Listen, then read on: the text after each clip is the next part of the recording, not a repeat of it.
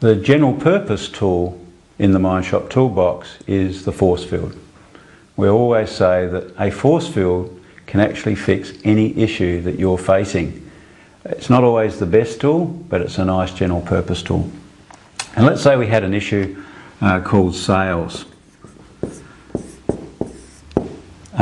First thing we do is to write two parallel lines on a board, or it can be done on a pad of paper, and write the issue in the centre. And then I normally put a positive sign here and I say, so what could we do that would actually push our sales harder? Because we're dealing with forces. This is not a decision matrix where we're saying here's the good ideas, the positive ideas, here's the negative ideas. It's about forces. What can I do to push sales across here? And I sometimes even put a -5 is low, 0 is average, +5 is high. They're average at the moment, our sales. We want to push it across here. What can we do? And this is where you then brainstorm with your group, and they might say training for our salespeople. So you write the word training in here. And another idea might be better product documentation. Don't edit what they say. If they say product documentation and not brochures, put product documentation up. You can always add, do you mean brochures? And the third one may be product quality.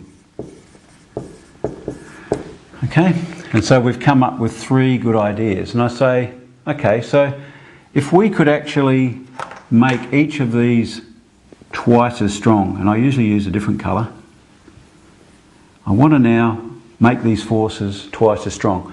What can I do to improve the training? And they say, well, we could do a training needs analysis. So I write that in here. What else could we do? Well, we could hire some trainers. We could train one of our people to be a trainer. We can give them that responsibility. And if they give you 3 or 4, make sure they're in. What do we do about the product documentation? What do we do about product quality? Then what I say is, so if I could do these 12 actions that we've just come up with, what would happen to my sales? And obviously someone in your group will say, oh, they'll go through the roof. And say, yep, that's fantastic. And if we could do them all, it would. But unfortunately, the solution is not normally on that side, it's on this side, and that's when I go and write negative. So what's stopping us? Because if our sales aren't changing at all, if they're not growing, or even if they're declining, it means the forces on this side are at least balanced or even higher than on the positive side. So what's stopping us from improving our sales? And as I say to the group, it is where the real issue comes out. They're often soft issues. Watch what comes out. I don't know what you're thinking, but what I'm thinking is, what's stopping me from increasing sales? The quality of our salespeople. Our price point. Our confidence in our service delivery. It doesn't matter what comes out, but they're usually quite contentious issues. And then you say, on this side, we wanted to double all those positives. We don't want to double these are the negatives.